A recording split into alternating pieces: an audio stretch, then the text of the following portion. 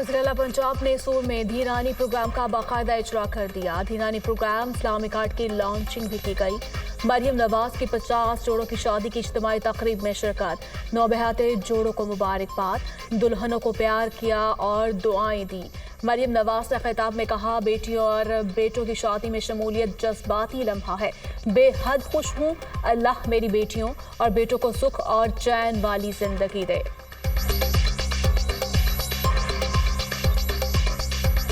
मुझे आप सबको देख के आज बहुत खुशी हो रही है। मुझे ऐसे लग रहा है मेरी इतने सारी बेटियों और बेटों की शादी है। माशाल्लाह एक जज्बाती लम्हा होता है। मैं भी आपकी माँ हूँ, इसी तरह आज मैं भी आपके लिए बहुत खुश हूँ और बहुत दुआगो हूँ। अल्लाह ताला आपको सुख और चैन वाली ज़िंदगी दे, खुशियों वाली ज़िंदगी दे।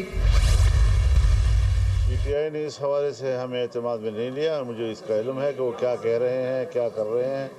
मेरी मालूमात में कोई ऐसी चीज़ नहीं है। मुझे शिकायत अपने सियासतदानों से है कि जो कंप्रोमाइज़ करते हैं, जमहूरियत पर कंप्रोमाइज़ करते हैं, आइन पर कंप्रोमाइज़ करते हैं। मुल्क की मईशत का बेहतर होना इशारे मिल रहे हैं, तो इशारों से काम नहीं बनता, बल्कि हक़ाइक़ सामने आने चाहिए। मदारस अपने निज़ाम तालीम में किसी तरीके से सरकारी मुदाखलत को तस्लीम नहीं करती।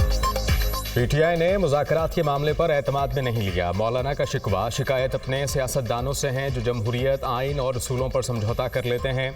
मुआशी अशारियों से काम नहीं चलेगा। मईशत बेहतर होनी चाहिए। मईशत की बेहतरी से हक़ाइक़ सामने आने चाहिए। मदारस अपने निज़ाम तालीम में मुदाखलत बर्दाश्त नहीं करेंगे।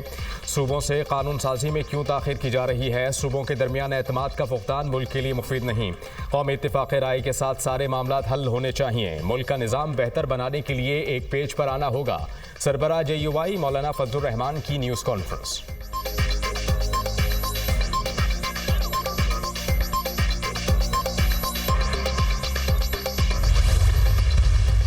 पार्टी तो कब मेरे हक में रही है?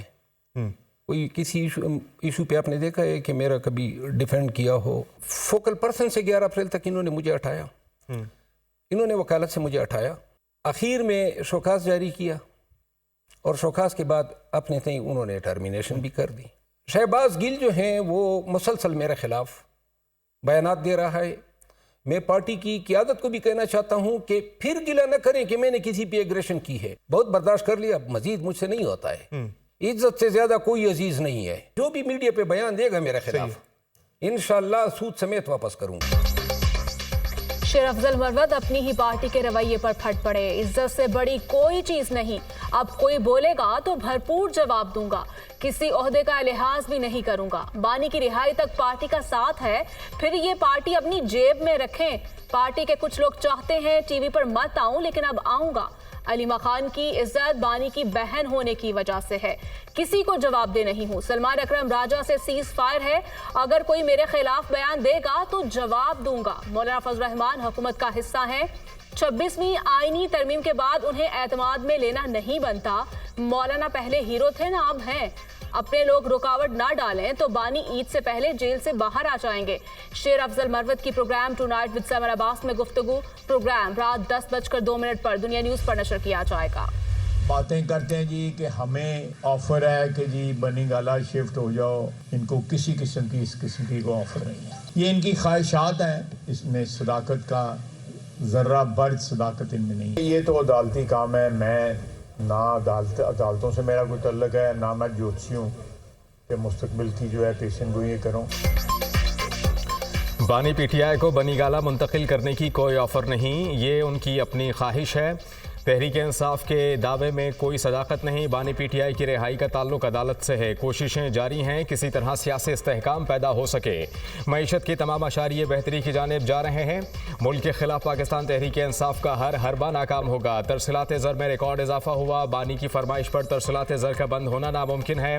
सियासत में इस्तेहकाम और दहशत गर्दी ख़त्म हो जाए तो खुद कफील हो जाएंगे। वज़ीर दिफा ख्वाजा आसिफ की मीडिया टॉक।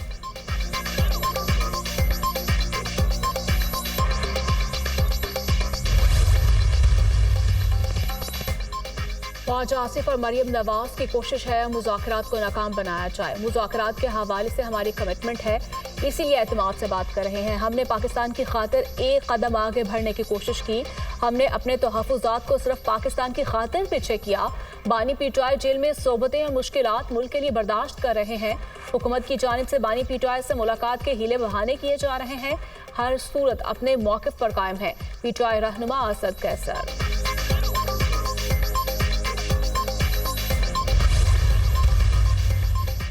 मुज़ाकराती कमेटियों का इजलास बुलाने के लिए अपोजिशन या हुकूमत में से किसी ने राबता नहीं किया।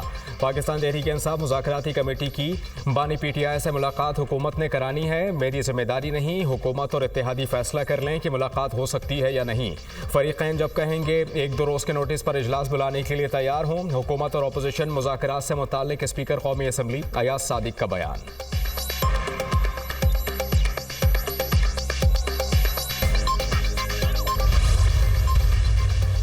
अपोजिशन कल और परसों मुज़ाकरात के तीसरे दौर के लिए तैयार है। उमर अयूब ने स्पीकर से राब्ते की कोशिश की मगर राब्ता ना हो सका। हुकूमती कमेटी ने बानी से मुलाकात की यकीन दहानी करवाई थी। हुकूमती कमेटी मुलाकात करवाने में मुकम्मल तौर पर नाकाम रही। हुकूमत अपनी कमिटमेंट पूरी करने में नाकाम हुई है। बानी पीटीआई सजा याफ्ता कैदी नहीं है। पीटीआई मुज़ाकराती कमेटी आइंदा मीटिंग में तहरीरी मुतालिबात जमा करवा देगी। तीसरी मीटिंग में 9 मई और 26 नवंबर वाक़यात पर जुडिशल कमीशन तश्कील ना दिया गया तो मुज़ाकरात का अमल मुअत्तल हो जाएगा। तर्जमान पीटीआई मुज़ाकराती कमेटी साहबजादा हामिद रजा का स्पीकर के बयान पर रद्द अमल।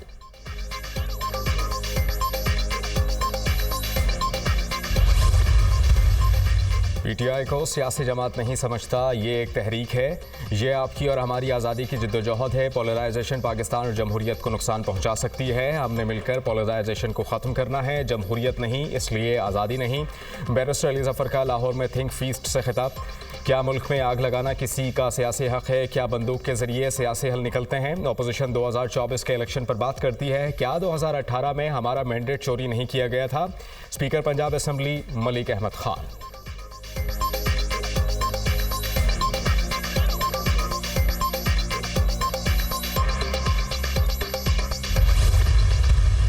$9.23 ट्रिलियन का टारगेट है और इसमें आपका इनकम टैक्स पे 5.4 ट्रिलियन है, 4.9 आपका सेल्स टैक्स का है, रफली 1.5 कस्टम्स ड्यूटी का है जो टारगेट से, और देन देयर सम एफईडी।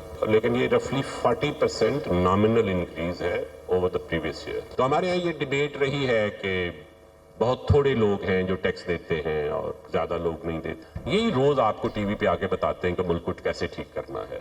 जो इम्प्लीमेंट हो रहा है वो ये है कि जो सूबों का हिस्सा है डिविजिबल पूल में, वो सूबों को मिल रहा है।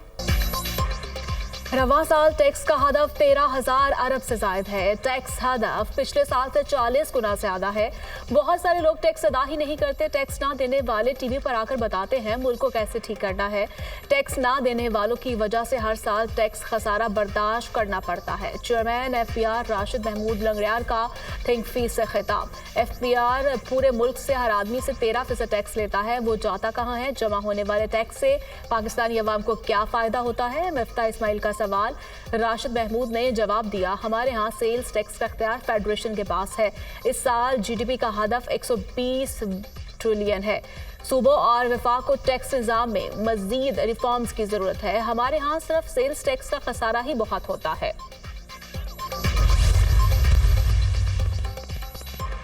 फेसलेस कस्टम्स असेसमेंट सिस्टम मुल्क की इक्तिसादी तरक्की में मुआविन साबित होगा।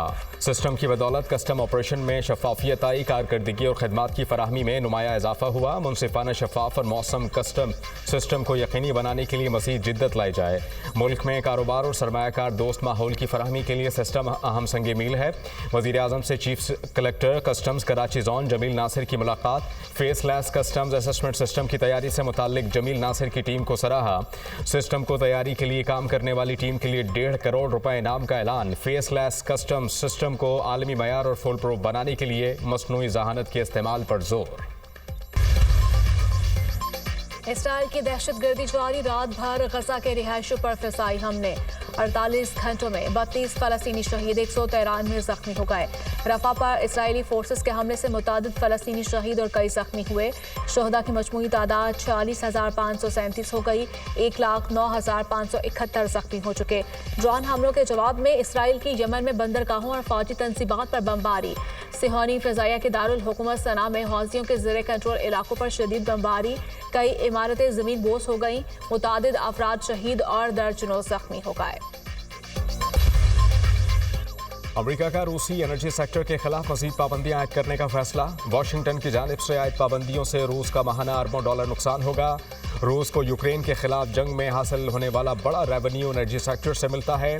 अमेरिकी पाबंदियों से दुनिया भर में रूसी ऑयल की सप्लाई शदीद मुतासर होगी। व्हाइट हाउस प्रेस सेक्रेटरी फ्राइन जैन पियरी की न्यूज़ कॉन्फ्रेंस। रूसी सदर व्लादिमीर पुतिन डोनाल्ड ट्रंप से बातचीत के लिए तैयार। तर्जुमान रूसी सदर ने कहा कि पुतिन मुज़ाकरात के लिए मसाइल हल करने का खैर मकदम करते हैं। वो नौ मुंतखब अमेरिकी सदर डोनाल्ड ट्रंप के मुस्बत रवैये की वजह से राबता गैर मशरूत होगा।